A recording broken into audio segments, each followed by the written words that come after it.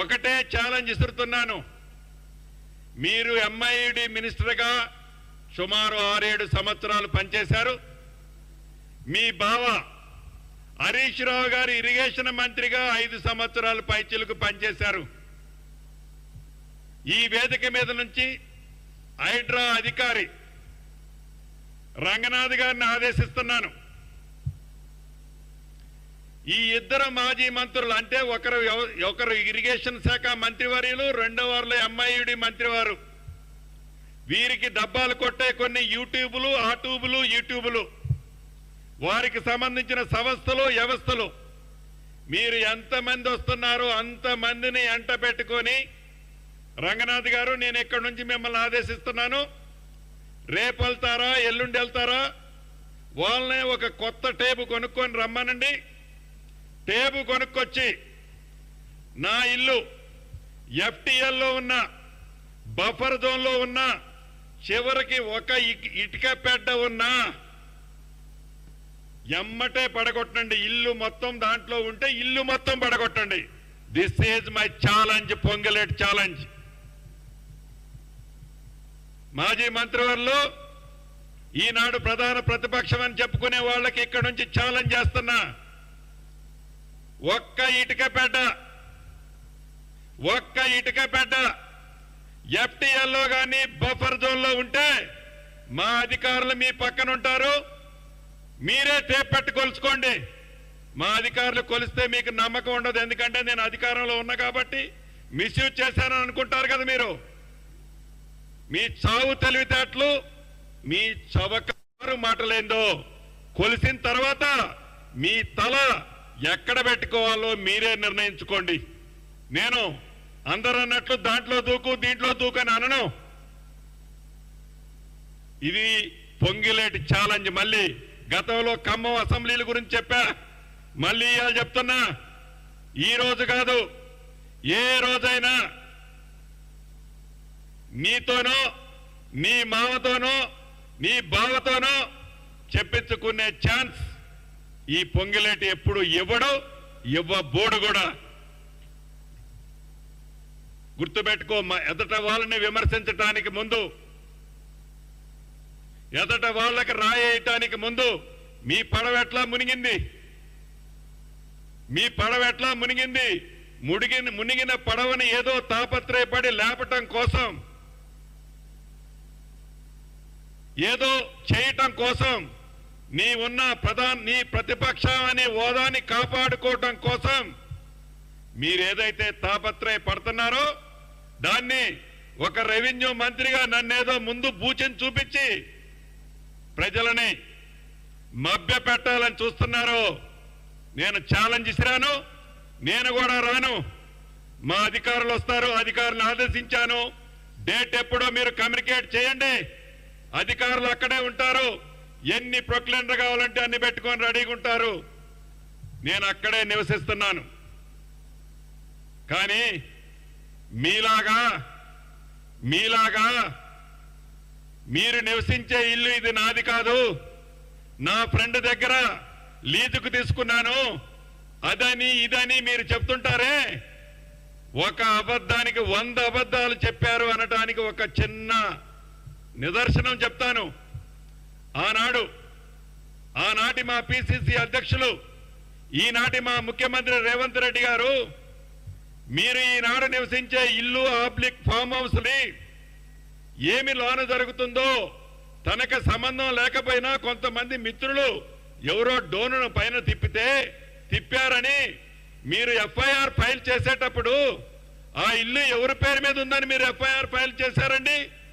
మాజీ మంత్రివర్యులు, కేటీఆర్ ఇంటి పేరుతో ఉందని మీరు ఎఫ్ఐఆర్ ఫైల్ చేశారు. ఆనాడు కేటీఆర్ ఇల్లు అనే మీరు ఈనాడు మీ దోస్తిల్లు అంటున్నారు. అంటే మీరు నివసించే ఇల్లు ఇది నాది అనే చెప్పుకునే ధైర్యం లేక మీరు మాట్లాడుతున్నారు. నేనుండే ఇంటి గురించి కూడా చెప్తా, అది నాదే అని చెప్తున్నా. కానీ నిజంగా అది నాది కాదు, నా కొడుకు పేరుతో ఉంది. కానీ నాది కాదని చెప్పను. ఎస్, ధైర్యంగా ఒప్పుకునే ధైర్యం ఇవ్వాలి నీకు. అది లేకుండా ఏదో విమర్శ చేయగలవాలి కాబట్టి విమర్శలు చేస్తే ఇక్కడ ఎవరు అమాయకులు లేరు, మభ్యపెట్టేది లేరు. ఒక్క విషయం గమనించండి, ఈ హైడ్రా అనేది ఈనాడు యావత్ హైదరాబాదు జిహెచ్ఎంసి పరిధిలోని వేలాది మంది సామాన్యులు ఈ హైడ్రాని అభినందిస్తున్నారు. ఈ హైడ్రా ఇంప్లిమెంటేషన్ చేస్తుంటే మీకు ఎందుకు భయం కలుగుతుందండి? అంటే మీరు 10 సంవత్సరాలు మీరు పరిపాలించేటప్పుడు ఏదైతే మీ తొత్తులు, మీ సంఘాలు, మీ స్వార్థపరులు, మీకు సంబంధించిన బినామీలని వేలాదిగా పుట్టగొడుగుల్లా లేచాయి. ఏవైతే అక్రమంగా కట్టారో, ఏవైతే ప్రభుత్వ స్థలాలను కబ్జా చేసి కట్టారో, ఏవైతే ప్రభుత్వ స్థలాలకి వివిధ డొంక మార్గాలు ఏరుకొని పొజిషన్ తీసుకున్నారో వాటన్నిటినీ హైడ్రా పేరుతో ఈనాడు ప్రజల సొమ్ము, పేదోడు సొమ్ము పేదోడికి ఇవ్వటానికి ఈ ప్రభుత్వం ప్రయత్నం చేస్తుంటే మీకు వచ్చిన కడుపుల నొప్పి ఏంటట? మీకెందుకు ఈ కడుపుల నొప్పి? మీరు చేయలేని పని, మీ టైంలో కట్టిన బిల్డింగులు నిజంగా మీరు కరెక్ట్ ఉంటే ఈ బిల్డింగులన్నీ మీ టైంలో కట్టనే కాకపోతే ఇవాళ మీకు ఎందుకంటే హడావుడి?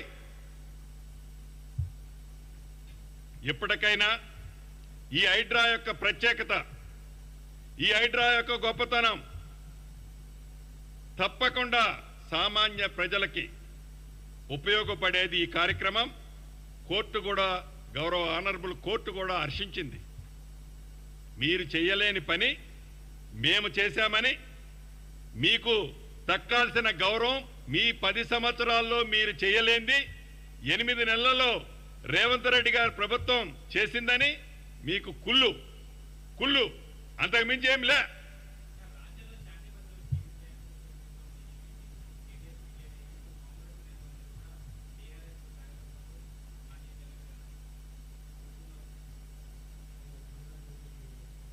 ప్రధానంగా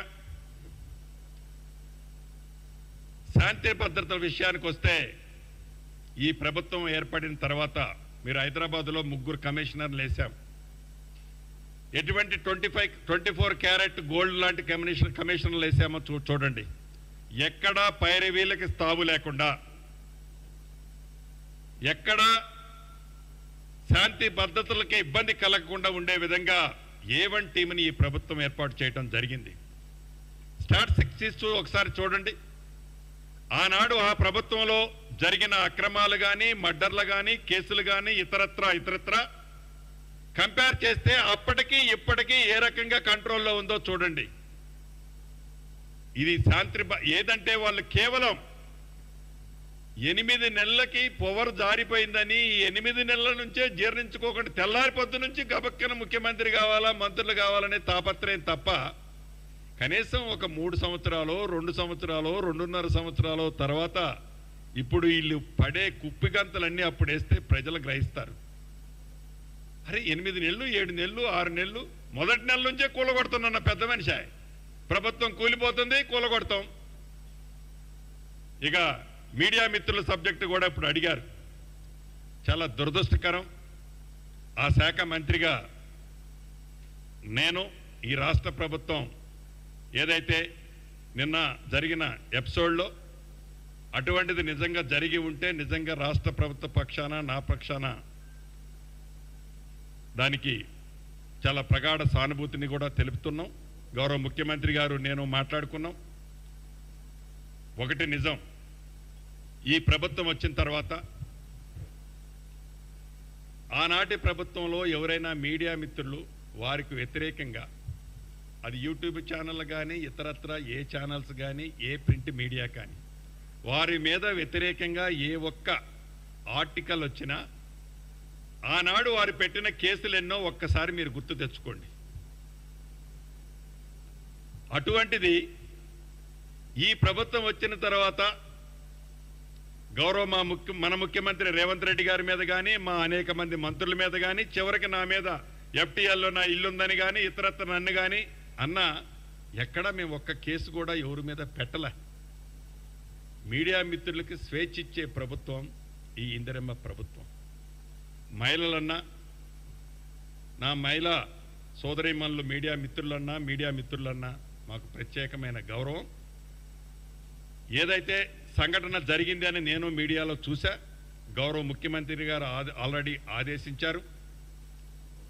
దాంట్లో ఎవరైతే అధికారులు తప్పు చేశారని ఉంటుందో తప్పకుండా ఆ రిపోర్టు రావడంతోనే అటువంటి అధికారుల మీద చర్యలు తీసుకుంటాం. అది యూట్యూబ్ ఛానలా, ఈట్యూబ్ ఛానలా, ఆ ట్యూబ్ ఛానలా, పింక్ కలరా, ఆ కలరా, ఈ కలరా మేమేం అనుకోం. ఉదాహరణకి FTLలో నా ఇల్లు ఉందని నా ఇంటి ముందు డోర్ ముందుకే ఒక ఛానల్, యూట్యూబ్ ఛానల్ మిత్రుడు వచ్చారు. నేనేం అనలేదే, వాళ్ళకి స్వేచ్ఛ ఉంది. అందుకే రేపు మళ్ళీ మెజర్మెంట్ చేసేటప్పుడు పోయి కొలవమంటున్నా. కొలిసిన తర్వాత తప్పని తెలితే ఆ మిత్రుడు వాళ్ళ టీము ఏడ తలకాయ పెట్టుకోవాలా? మీ యూట్యూబ్ ఛానల్ క్రెడిబిలిటీ భవిష్యత్తులో ఏం కావాలా అది ఆలోచించాలా. నిజంగా కొలిసినట్టే జూమ్ చేసి చూపిస్తే ఎట్లుంటుంది? కిలోమీటర్ది కూడా 20 మీటర్లో ఉన్నట్టు ఉంటుంది జూమ్ చేసి చూపిస్తే. అది కరెక్ట్ కాదు. ఒకవేళ నిజంగా తప్పు చేసినప్పుడు ఈ ప్రజల కోసం, ఈ పేదోళ్ల కోసం, ఈ సమాజం నిర్మించడం కోసం మీడియా మిత్రులు వాళ్ళ పాత్ర వాళ్ళు పోషించడానికి ఈ ప్రభుత్వంలో అన్ని వేళ స్వేచ్ఛ ఉంటుంది. భవిష్యత్తులో అటువంటి సంఘటనలు చిన్నవి కూడా ఈ ప్రభుత్వం జరగనివ్వదు. జరిగటానికి కారకులు ఎవరైనా ఉంటే వారిని ఉపేక్షించదని కూడా యావత్ రాష్ట్రంలో ఉండే మీడియా మిత్రులకు మీ ద్వారా తెలియజేస్తున్నారు.